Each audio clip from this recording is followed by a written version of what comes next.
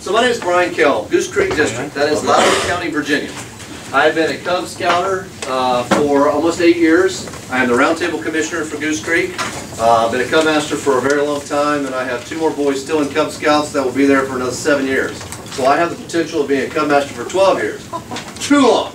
Not going to happen. We're gonna find somebody else to step forward and put some new ideas into it. But we will talk about outdoors, because let's face it, scouting is outing, right?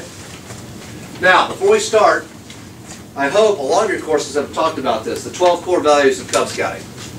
About outdoors and absolutely everything you do in Cub Scouting. If you cannot point to one of these 12 core values, don't do it. It's not the right program. Everything you do should be able to point to at least one. Okay? I would say it's even more important to be able to say which one it is.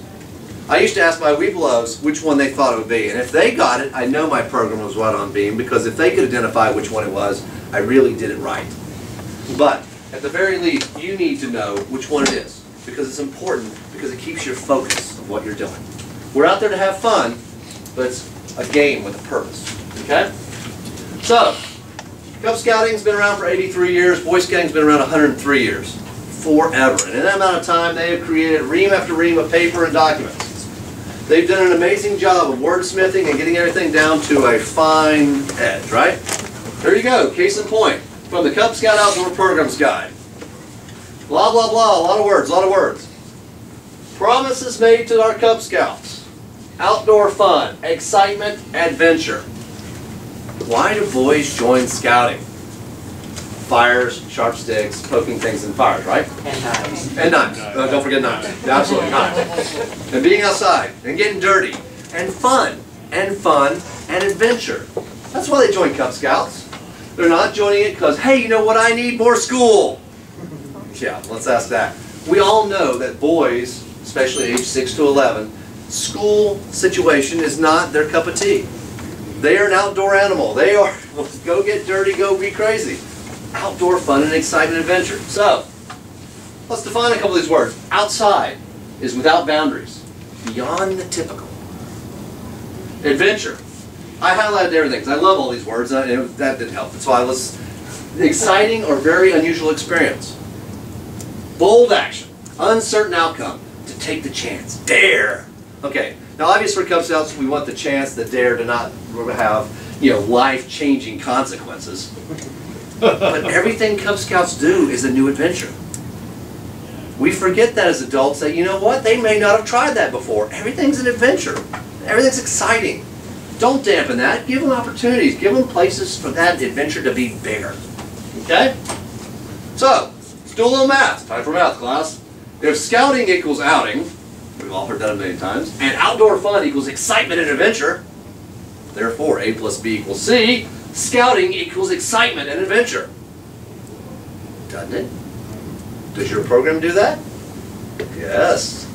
And if it doesn't, you know that, still say yes. Because it's going to when you get out there. Alright. Excitement.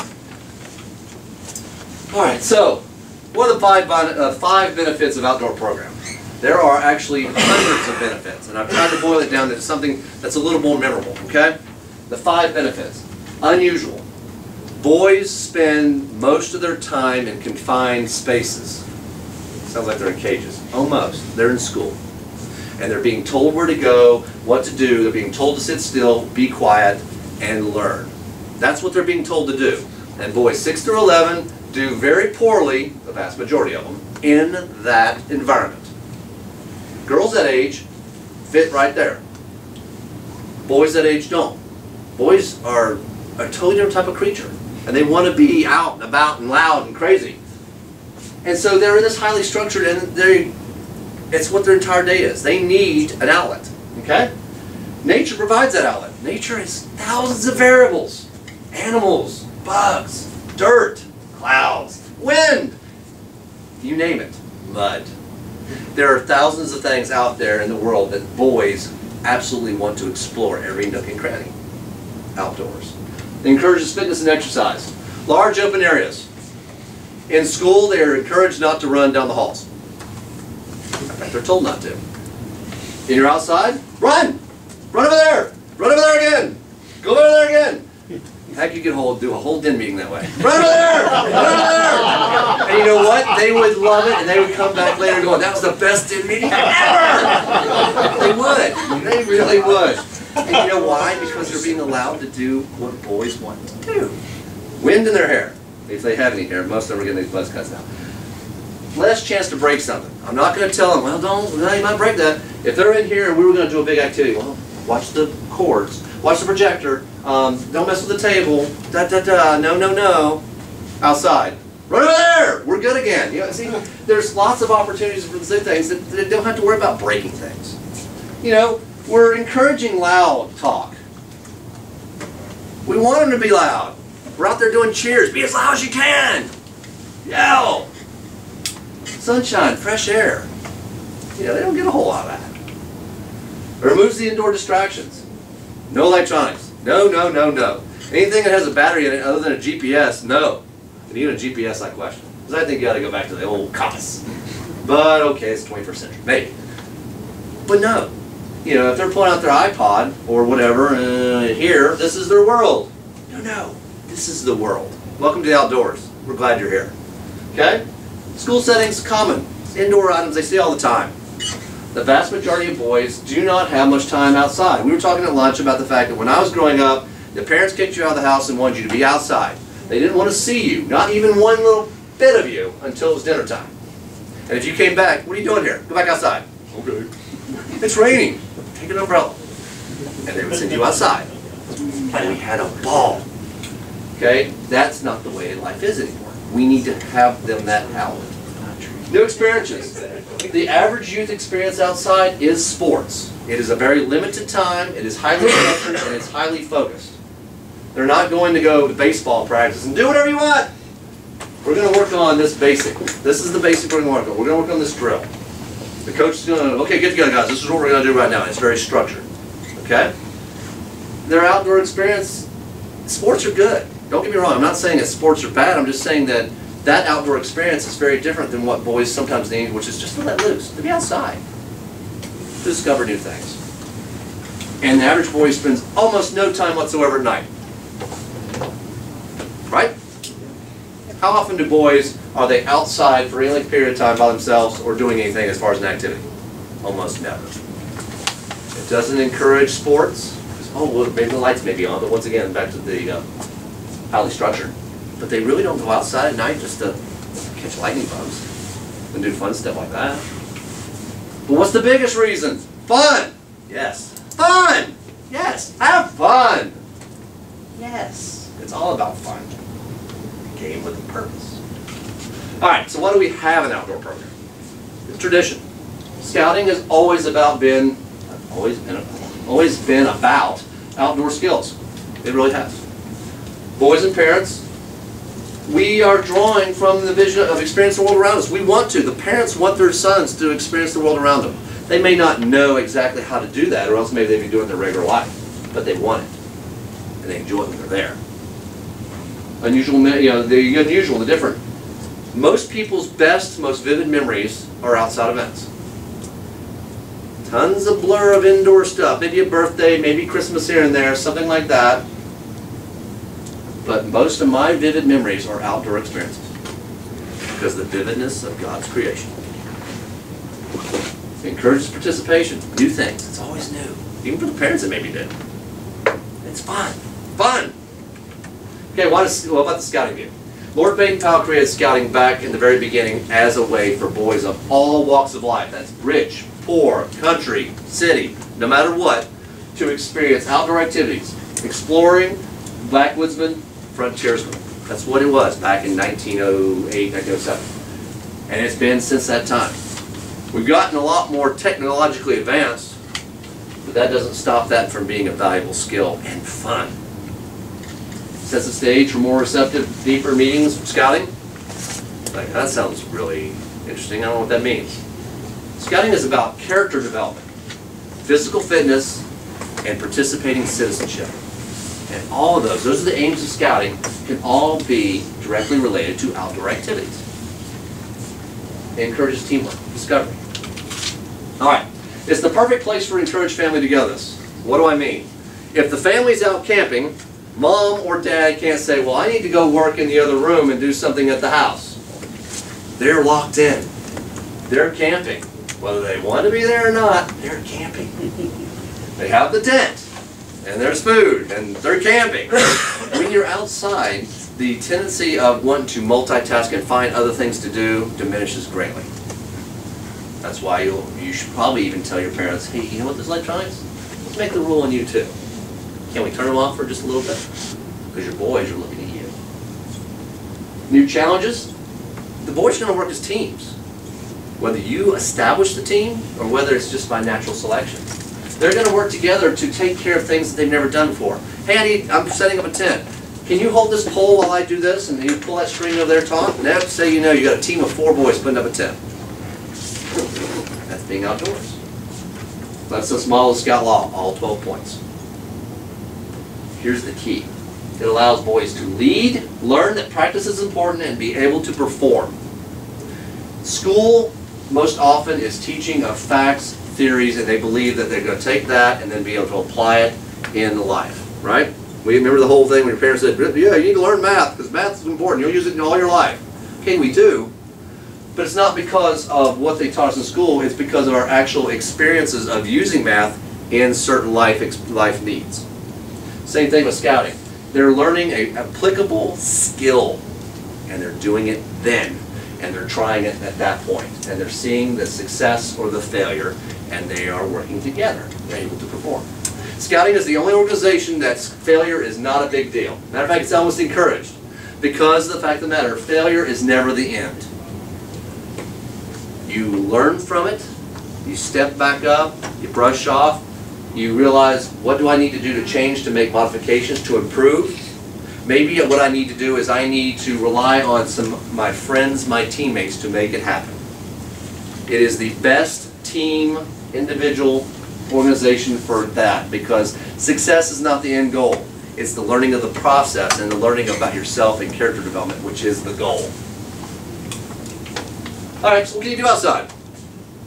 Okay, so when I started putting together the outline for the course, I had like almost 9 pages before I even blinked an eye. I'm like, this is going to be really hard to stay within 50 minutes because you can do anything outside. It's crazy. Meetings, hikes, camping, sports, crafts, anything. Really, you can. There's very few things you can't do outside as a unit. Okay? Most important part, though, is the word that we all hate to see. Planning. Planning is not fun. Planning does not equal fun. My math is planning equal, not slash, fun. So why do we do it? Because planning allows you to have fun when you're doing the program. You've already thought through the preparations that's necessary and gotten everything together. People are prepared, and you're ready to go. Things will happen and you will adjust on the fly to those things. But if you've planned for your program, you can have fun while your boys are having fun. That's the key. It's because if you're not having fun, chances are the program's going to start to wane and not be fun for them either. You should have fun too. Not just sit there stressing about why this is not working.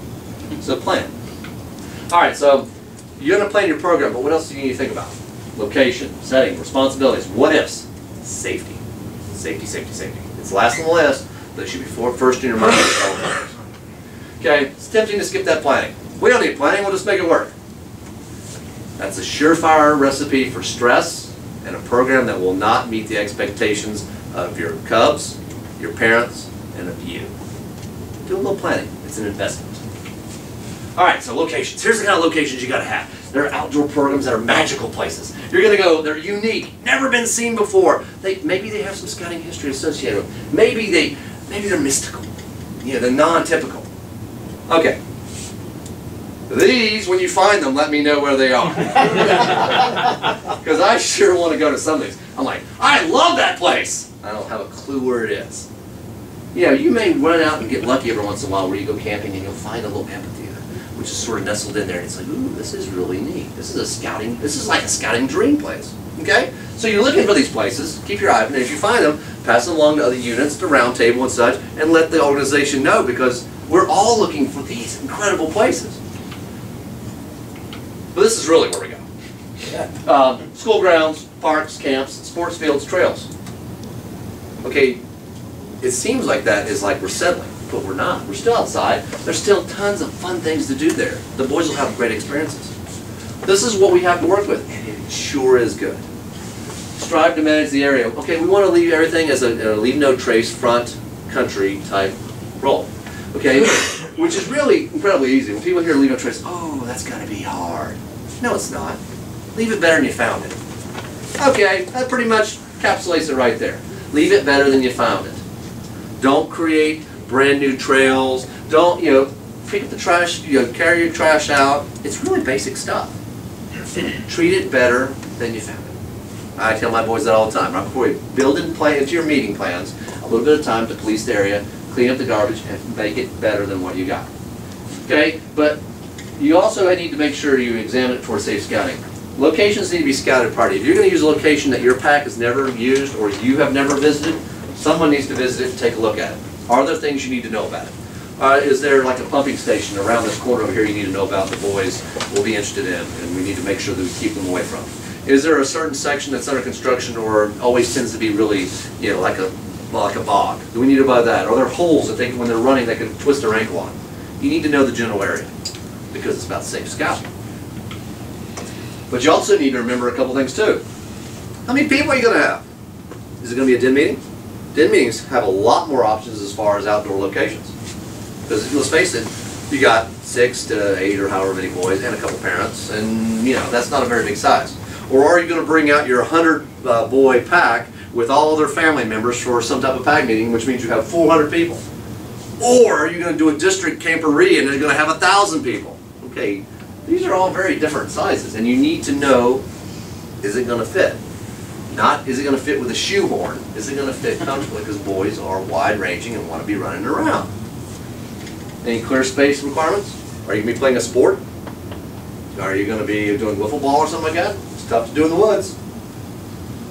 Bathroom facilities. Are you going to be there more than 1 hour? Actually, I'd say if you're going to be more than 15 minutes, you got to think about that. But good rule of thumb is if you're going to be any location for more than 1 hour, you better make sure you have some bathroom facilities, or at least access to something, or a plan. Okay?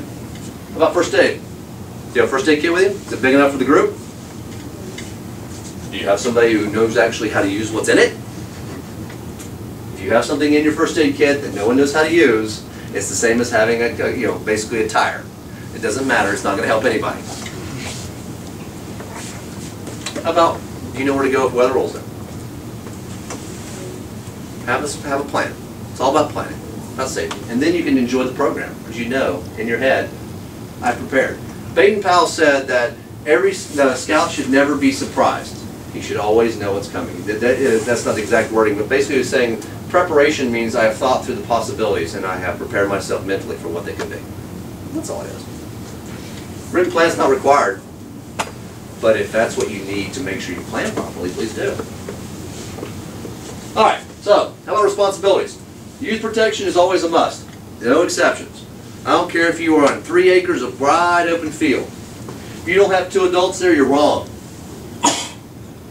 And actually, if you have only 2 adults there, you're probably wrong anyway, because the fact of the matter is, you need to think about the fact that what if one of the kids needs to buddy system, problem, and needs to go to the bathroom, and an adult needs to go with them. And all of a sudden, you don't have your adult coverage right. What if you have water or something close by? You want adults to specifically be watching that demarcation point. You need to know what's, and have enough adults there. But here's the key. They need to be briefed on their role. Well, I've got a whole bunch of parents here. They're watching out. Really? What are the parents doing? Wow, that's great. I didn't know that happened. Really? Okay. What's this dog want? Timmy, get away from that well. Yeah.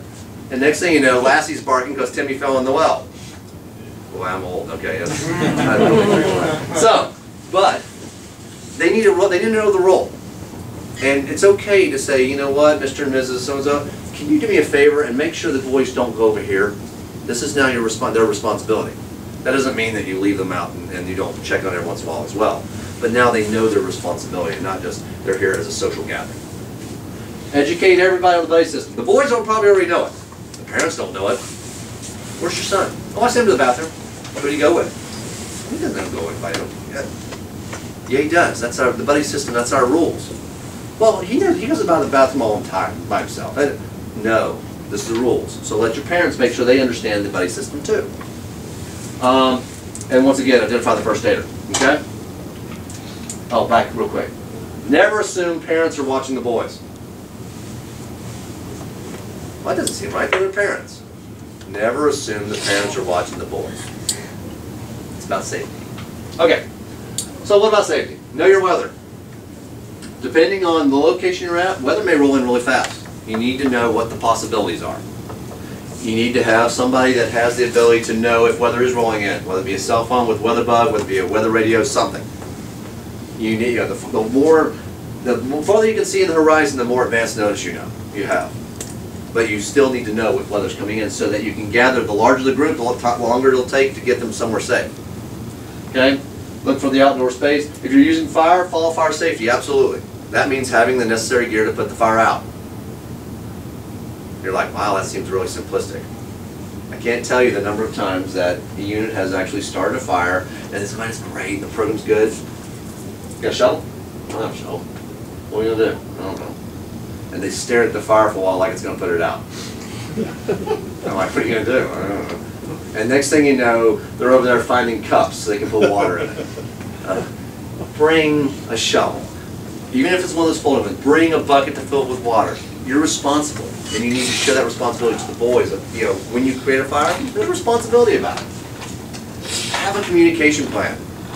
Does everyone have a cell phone? Okay, great. Do you know everybody's numbers? Because if they have a cell phone and you don't know their number, they might as well have nothing. Communication is important. Make the plan before something happens. In the middle of a crisis, there will be no planning. There will be lots of chaos. And chaos could cause problems and safety issues. Okay. Does your pack have a plan for a lost child? Anybody? Does anybody have a real plan for your pack for a lost child? Anyone ever lost a child? My pack's lost a child. And let me tell you what, that was the worst 15 minutes of my life. Absolutely, it makes my stomach hurt even to this day to think about it. End of a parade. We're at the end of the parade. The parent walks up and goes, "Where's Logan?" "Logan? He was with us on the parade. You got him." No, he's with you." "My son? That leader, his son? That leader, his son?" "No, I don't have Logan." "Oh my." Police officer, quickly, I've got a lost child. What's he look like? "He's about this tall. He's wearing a Cub Scout uniform like every other boy in the parade." "Do you have a picture of him?" Yeah, it was that kind of chaos. It was horrible. There were thousands. Yes? Do you have a plan? Yes, we do. Are you going to send us your plan when you send us your plan? I'm going to talk a lot of this plan because truthfully, it's my mission now to make sure everybody's got a plan. And what happened was that one of the adult leaders was walking with him, and he was with that adult, his den leader, and they were walking back to where the cars were. I didn't know that. Okay? So, after 15 minutes, we finally get in touch with that leader. He goes, "Oh yeah, I got him." "Okay, officer, we have them. Thank you." Parents who are now hysterical and I feel horrible, we have your son. You know, talk about a really terrible time. It is a nightmare. And I don't wish it on anybody. Parents should be at all events. If they are not going to be at an event, which should be a rarity, not a constant, they should make sure that they bring that son up to one of the leaders and say, "I need to go do something real quick. Logan's going to be with you." The adult leader looks at Logan, got it, calls another adult leader. "Logan's mom and dad aren't going to be here. We're going to be responsible for Logan." They look at Logan, and then you have all the leaders at one point or another know we have at least this scout that we're responsible for. That's rule number one. If a parent is taking a child from the group, even if they've been there the whole time, they check in with an adult leader saying, "I'm taking my son with you. Thanks so much for the program," and they leave. It's not a question of taking a clipboard and go, "Well, let's see your driver's license." That's not necessary. Maybe it is if you feel, but you do what's necessary to feel safe. But you want to make sure that they just don't disappear. Okay, I had 12 and I have 11. That's bad. Every adult leader needs to have every other adult leader's cell phone number. I didn't have everybody's. I had everybody but 2. And it was like we were calling like crazy. But I did not have the one I needed. You should have, every den leader should have every parent's cell phone with them. And the parent should have that den leader's cell phone number. Absolutely. If someone else is going to pick up the child or someone else is there with the child, that person needs to be introduced to a leader if that's never been to a meeting. "Hey, Uncle George is in town and he's with us today." Yeah, Mr. Kale, this is Jordan. Hey, good, pleasure to meet you. And you're, oh, his uncle. Good. So now I'm putting these together, and the fact that this is an adult that belongs within our group, not some random person going, I'm coming here to get Logan. No, you're not. I'm sorry. I'm sorry. I don't know who you are. That's your responsibility. Make a plan. It is so worth it. It's worth the time. And it really doesn't take a whole lot. These are basic things. But the moment you lose a child, your world will stop and it will be a horrible time. And you need to be aware of that. Outdoors, the chance of losing a child outdoors is much higher than losing a child indoors.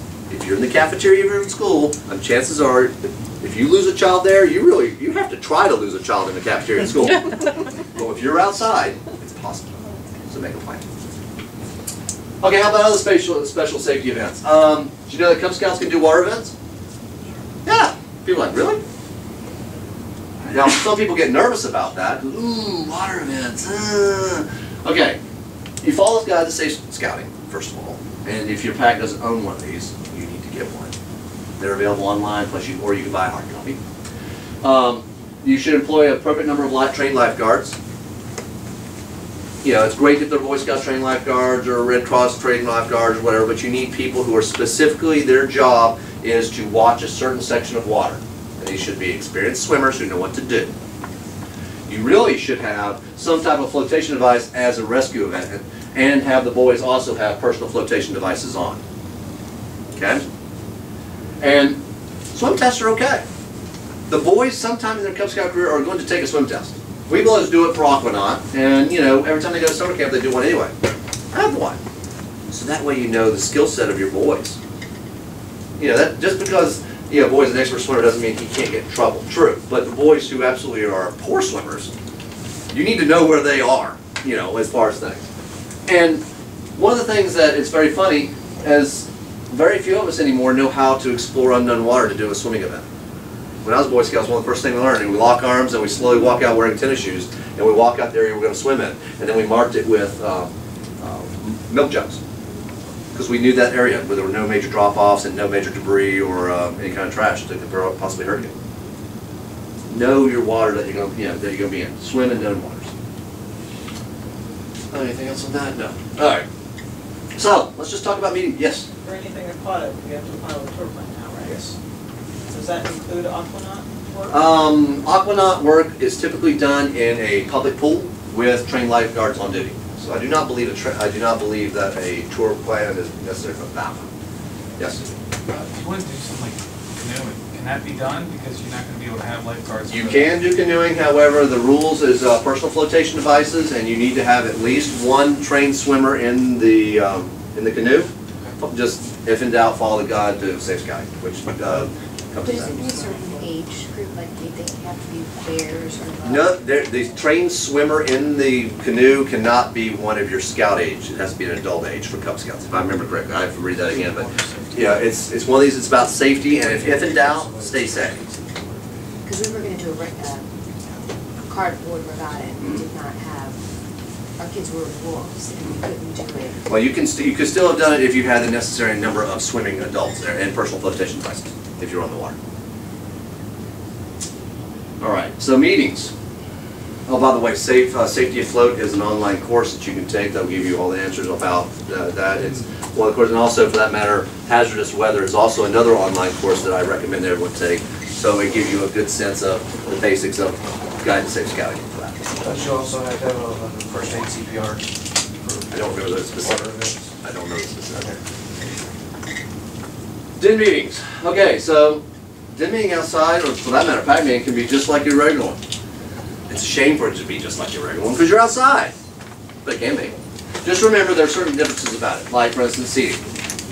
If your DIN meeting is going to be doing some type of craft or some type of assembly of something, you might want to bring a table. The outdoor thing has a little extra oomph to it in the fact that a lot of times you have to bring more things. You know, when you're in school, you probably don't think, hey, I need to bring a table. There are tables everywhere. When you're outside, well, is there a picnic table to work on, those kind of things. You know, make sure you add some physical activity. The boys outside, they're just trembling, ready to do some physical activities. That's why, hey, run over there, it works out. You know, or do some type of sport or a race or something. Be aware of changing lighting. You know, if you're an late afternoon, evening type den meeting, that change of light from the beginning of den meeting to the end can be very drastic. Always leave the place better than you found it. Build in some time into your meetings for the boys to do police lines and do, you know, do that. All right, how about pack meetings? Hey, you can use fires. Make sure you take into account family members. So if you're doing an outdoor event and it's going to be both for, you know, pack meeting, you may have some members of your pack family who have certain requirements that may not be able to go over a lot of broken ground to get to some location. Be sensitive to that and try to make accommodations where you can. We want everyone to feel welcome, not to exclude. Okay? Don't forget, if you go to a lot of places here, parks, pavilions, for larger groups, they're going to require a permit. Now, if you're just taking your den and you're just going to a park, you may not need one. If you expect to have exclusive use of that pavilion, you'll need one. But if you do go to these places, also remember there will be other groups in the area, whether it be parents or a family that's there with their kids, just let them play, or a class or something. Be flexible. Everyone's there as a visitor using the facility. Have a plan B in your pocket in case it's really loud and there's a lot of distractions. Maybe you need something that's less intensive and more of a, let's just go have fun type plan. Being outdoors is the key here. Okay. Voices do carry when talking, so make sure that, you know, if this applies to anything you're doing with Cub Scouting. If you talk to boys more than 5 minutes without having them do something, you've lost them. You have 5 minutes between the discussion and the doing. Okay? But that applies outside too. So if I'm talking really low for only a couple minutes, I've lost them. They're over here, ooh, clouds, hurt, bugs. I need to be loud enough that they understand me, they hear me, and then that 5-minute rule still applies. We still need to move to some type of hands-on activity to get them going. Keep them involved. Do your packs own your lawn stakes? They are about that big. Your flags fit into them. They have a pipe on in it and a big stake on the other end. You put them in with mounts. Invest in 2 of them. Your pack should have 2, so you can take your pack flag and the U.S. flag with you everywhere you go outside. Post a flag. Do the Pledge of Allegiance. Do, you know, these things. Don't exclude those from your meetings just because you're outside. My pack puts those out everywhere we go, no matter what we're doing. The flags are out, so people know who we are. Because our boys may be in our pack t-shirts, they may not be in our uniforms, but our pack flag is out there, fluttering in the breeze.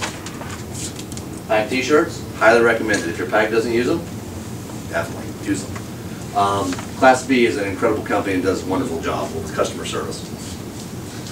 The boys should be dressed in something that's appropriate for what they're going to do. If you're going to do a service project and you're digging a ditch, digging something, their uniform, the parents are going to give you a really, stink eye if you're out there in their uniforms and they're, the possibility of messing them up. They're not cheap. Pack t-shirts, good way to go. Okay, safety always. Safety, safety, safety. How will seating work? Where's the fire safety gear? Do the adults know where it is? Is it out of the way so it's not a trip hazard? There's nothing worse than having a shovel and a rake for your fire and it's in the way and someone steps on it and gets hurt. It's sort of, it should be safe. How about leave no trace? Are you following it?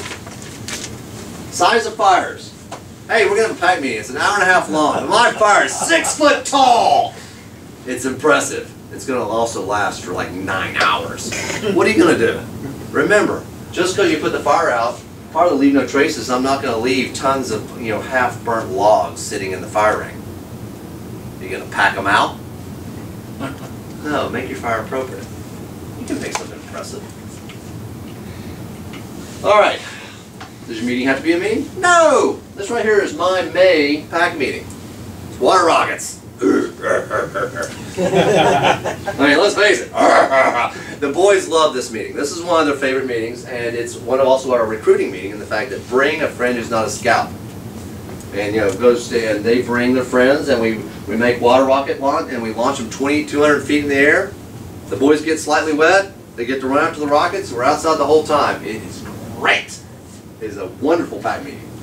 The boys love it. It's also a good end of the year school celebration type thing.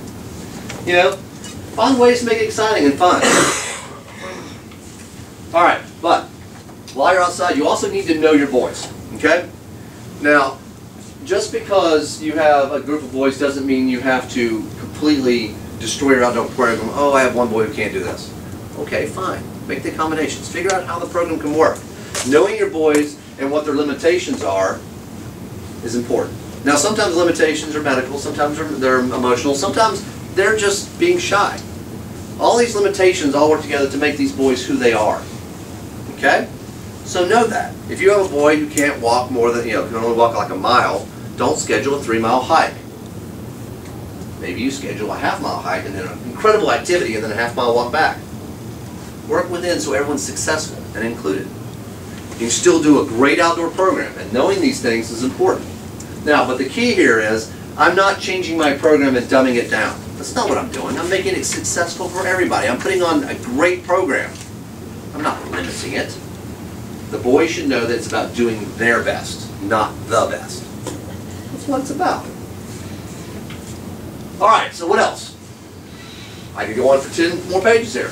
Camping, hikes, fitness programs, all these things. And we're going to talk about a few of each of these. Okay, so camping. That's the one that most people in scouting put together. Camping, you guys go camping. Yeah, we go camping. Hopefully, as a pack, you go camping at least once, hopefully twice a year, maybe even more. I find a lot of packs 2 times is their critical mass because the planning and everything, and parents are like, it's cold during certain months and we don't want to go, and it rains. And the boys are not saying that. This is the parents. Oh, and we got to do this. The boys go out whenever. But it's the perfect time. The families are together. The parents, I hate to say are forced, but they're forced to focus on their kids during that time. There are no other distractions. It's time to teach outdoor skills. Campfires, songs, cheers, stories, memories. And their responsibility can grow when they grow. Okay? Now, here's also a key. Oh, it's gonna rain. Seriously? 75% of all camping trips I've ever been on is rain. And I figured one time that I have been on probably over 500 nights of camping. It's gonna rain. It's okay. And be prepared. And ultimately, Cub Scout camping trips are 24 hours long. If you can't survive 24 hours in that, it makes for a great story. And maybe you make an award later on the I Survived t-shirt. Who knows? Make it fun. They come together during camping. And what do you teach? Tons of fun things. Pitching a tent. Wheeling chip's a great time for wheeling chip. Map and compass. Look at this picture here. All these boys right here are focused on these compasses. Each one has their own compass. We had compasses for each boy. And they're working on reading a map. Map and compass belt loop. And they were riveted. They had a great time. It is a wonderful time for skills that you put into practice immediately. Not some discussion. It's about doing it. Hey, we're going to pitch a tent. Here's how we do it. Okay, go pitch that one. And they're doing it. And they feel confident. And they gain more confidence by seeing the practice and how it works. Hikes. You bet. Physical exercise and the beauty of nature. Cub Scouts are not Boy Scouts. We're not going to schedule a 10-mile hike with a 35-pound pack on broken terrain. Well, if you are, it's going to be a really disappointing hike for everybody. And it's going to be the worst day of your life. Are we done, Dad? And that's going to be you. Okay? Distance level difficulty. Look at the physical capability of your boys. Chances are your adults are actually more your limiting factor. The parents are probably the ones that are going to be falling out before the kids do. But we'll say it's the boys. Right. It's also the gear that get the kids. It's also the gear. Now, the ratio of adults should be higher here than typical. Why? I recommend 1 adult for every 2 kids because kids, some will be stragglers, some will want to be the vanguard, some will, will have all these kind of things, and they'll start, and someone will have to stop behind, and oh, I need to tie my shoe, and I'm tired, and there will be separations. You want to pick occasions every so often to get everybody back together, but you need to have adults there for the safety aspect, and you also want to keep your youth protection working too. And truthfully, it's a family event. They should be in there anyway, but you want to keep it safe. Okay? Buddy system, yep. Force your kids to drink water. Kids will go forever and not drink water. So thirsty. You drink any water? No. Drink some water. So thirsty. Oh my gosh, drink the water. It's, or I didn't bring any. Really? Here you go. There's mine. That's right. There's mine. I'm carrying 14 of them. Here you go. Look at their shoes and gear. It's all fun. But make sure it's safe, fun, and, look at that. This is a Goshen. Look at that view. Kids were ecstatic. Look what we have done. Okay, exercise. Anybody heard of the Kale challenge? Hey, great. It is a, remember the presidential activity or presidential fitness award that we all learned when we were kids in high school? A lot of us probably used it as the grade for our PE. I remember that. oh man, I gotta do 2 more push-ups or I'm gonna die and get a B. Well, it's a partnership, and what it's about being, exercise. It's available to all Scouters, and it's all about doing activities, being outside, 60 minutes a day. Why not make some of your meetings work with this? And then there's bling at the end of the trail. Hey, look guys, bling! It's a good way for them to be outdoor and be fit. Physical fitness is one of the 3 aims of Scouting. Belt loops, should I say more? These are all the outdoor sporting belt loops. This is about 3 years worth of program. It really is. And I didn't even include the educational ones. The wildlife conservation, all the other ones that are non-sports. There are tons of those too. Don't be afraid to use these as a basis of a meeting. There's bling at the end of the day, plus there's the requirements there and you don't have to reinvent the wheel. Don't add stress to your life if you don't have to. Weeble activity pens. 10 of the 20 are outdoor. Truthfully, I could probably take 4 more of the other 10 and make them outdoor too if I wanted to. But these 10 are really easy to do as far as outdoor things. What about ceremonies? Anybody do outdoor ceremonies? Good. Take some head. Have your flags outside. Being outside in nature really adds to the reverence to the importance of the ceremony. So, and this is a great book. If you, I just don't know about ceremonies. That's a great book that Scouting puts out that has a bunch of ceremonies in it. But truthfully, you Google Boy Scout ceremonies, you'll get 10,000 hits. Okay. Now, the key here, though, with ceremonies, especially outdoor ceremonies, is they can't be too long. If they get to be, as an adult, you're like, oh, it has the meaning of this, the meaning of this, the meaning of this. The next thing you know, you put together a 30-minute ceremony. Okay, the adults barely can make it through. The kids have lost it at 5 minutes. Remember that whole 5-minute rule? And in reality, and the little siblings, meanwhile, are running, screaming in the other direction, and the moms are like, oh, and they're running after the kids. And your ceremony is shambles, right? It's about making it a time that fits in their attention span and also the comfort level. If it's really, really cold outside, they're moving up, they're moving around, these kind of things. Flag retirements are a great one. They're unique in the fact that most people haven't seen them. There's fire. And also, there's a lot of ceremonial, spiritual, fact aspects to it that most people just don't think about. So it's a really neat one to do. Boy Scouts is one of the recognized organizations for flag retirements. Absolutely makes sense. Make sure the boys realize the awesome responsibility and the reverence that's necessary because the flag is being retired because it's no longer a fitting example for the United States of America. It's not in protest or any of this other stuff. It's about the proper way to retire a flag. Now, most flags these days are nylon, so be very, very, very careful with safety because they go just like that. I mean, and they really do. To the point of, this was the last one we did with boys actually even touching the flag. We've actually moved to adults now because they move that fast. Cotton ones, you got a little more time, but nylon goes fast.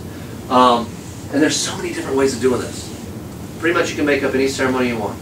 But if you, once again, look at it, there's like 4 or 5 major types, whether it's a cut method or no cut method, talking about representing the blood of heroes. There's so many of them, and they're all so good, and they make you feel very eerily great. It's like you see more of the vastness of the United States when you do it. So they're a fun thing to do. I include them in every camping trip. We always have one to do as part of the camping trip, and the boys look forward to it. Yes? Where do you get flag? I mean, you'd be surprised. Your families probably all have something on flag, but our pack also, we go to the school and talk to them. Whenever they have one that's old, they let us know. Different businesses, apartment complexes always have an old one because like the wind has been really bad and they're flapped, and all of a sudden they start to separate. They're ready for retirement. So you always find them at those kind of places. A lot of people turn them into fire departments. So if you go to fire departments and ask them, have you gotten the old flags lately? They'll go, oh yeah, here you go. Okay. Because they typically hand them to veterans of foreign wars to take care of. Field trips. If you can't find a field trip in the Washington metro area, you're not even trying. I mean, seriously. We're in Ohio, in Iowa, maybe. Okay, I get, but come on, you can't swing a stick without hitting a credible place to go here. These are what I came up with in less than 3 minutes. And a lot of them have medals. The CarolinaTrader.com. There must be at least 40 different trails in this area that have a trail medal. Boys getting medals is cool. I mean, the boys, I'm tired. These are my Tigers, and they walk 5 miles for that medal. We're getting a medal, and they had a great time. You'd be amazed. Great opportunities. Was that Alexandria? This is Leesburg. I didn't realize that. I didn't even I found out the Constitution was hidden in Leesburg during the War of 1812. Didn't even know. So you'll learn something too. Hey, Brian, Yes, you got the history of scouting trail. that's right. On Memorial Day weekend, you got that one. There's a medal in that one too. Yep. It is the 150th anniversary of the American Civil War. There will be reenactments. There will be guns. There will be cannons. Do I need to say more? Boys will want to be there. Ooh, that's great. There will be fires. There will be guys dressed up. Reenactors are probably the best educators as far as bringing in boys and talking to them about the gear and what happened. They are so much passionate and do so much research on what they do. It's a great chance for teaching. Yeah, these are great opportunities. But even more, I mean, you can go down to the air shows. How many of you guys are in 4th of July parades? Yes. The boys love it. Hey, they're cheering for us. Yes, they are. It's great. Service projects? Yeah, of course. Outdoors. Whether you're cleaning up garbage, whether you're adopting a park, whatever the case may be. You can train them and leave no trace. Or the World Conservation Award. Bling, bling, bling, bling, bling. There's lots of opportunities. But it encourages care of the environment and helping your community. Once again, citizenship. Remember the 3 aims again? How about service projects? Scouting with food, scouting for food. Okay, there's a gimme, but they're outdoors. What else are you doing? Remember, Journey to Excellence wants you to do at least 3. What are your other 2? Come up with something. Go to your principal of your school. How may we help you today? And the principal will go, that's great. We've been wanting flowers planted here and there, and we need this and this and this and this. And next thing you know, your practice been doing this, and when the boys go to school, they tell their friends, we did that. Helping your community. There are tons of different things. You know, they love doing things. Cub Scouts have huge hearts. The boys have an amazing ability for caring and giving. Let them do it. 700 pounds of garbage these boys pulled out of this park. You know what? We went back to that park last year, and that park is sparkling clean. After we cleaned it out once, everybody went there and was like, wow, it looks really good. I really should put that garbage back in my pocket. It's amazing. Summer camp. Every boy should go to summer camp. Journey to Excellence, I think it's 45% this year. You know, of your pack should go to Journey. Why? Why not? Shooting sports, fun, outdoors, friendship. True scouting memory. I've got some vivid memories of scouting, camps. And you've got day camps, you've got sleepover camps, you've got twilight camps. Dozens of camps available. But they get to go out here and they get to do all kinds of fun stuff. Indian lore, crafts, swimming, tons of stuff. Have you gone to your district lately and say, what do you do? We hold a Webelows-a-Ree. All the Boy Scout troops come out and they actually are training Webelos with scout skills. Yeah, it's sort of a recruiting event, but really it's the Boy Scouts doing training. They're showing edge. That's exactly what we want. And the Webelos have a great time and they get to see what Boy Scouts do. Or maybe it's a weekend camping trip. Maybe it's we have a freezery in Goose Creek. Maybe it's water rocket launches. We do water rocket launches there as a district. Maybe it's a Cubmobile, sub boxes. That's cool. You know, riding in a car down a hill, that's pretty cool. It's like Pinewood on steroids. It's really neat. You know, a hiking event. Your district is doing things all the time. Go to Roundtable, find out about them. Talk to other people, other units. If something's not going on, make a suggestion to your district committee. They need to hear from you that, as a unit, we would like to see this. That's the district's job. And that's a great way to get outdoors without as much work for you. Outdoor Activity Award. Everybody working towards that? The key requirement here, attend Scout Day Camp or Cub Scout Camp, sleepover camp.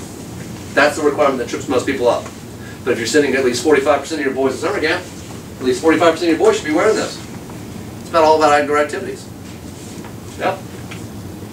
What else? I don't know. Rain Gutter Regatta. You guys done that? Tons of fun! All you gotta do is dress like a pirate. You're all set. And have 2 rain gutters that you buy at Home Depot for a few dollars. It's really easy and it's really fun. The boys build their boat right there and then they have a great time. You know, bicycle riding.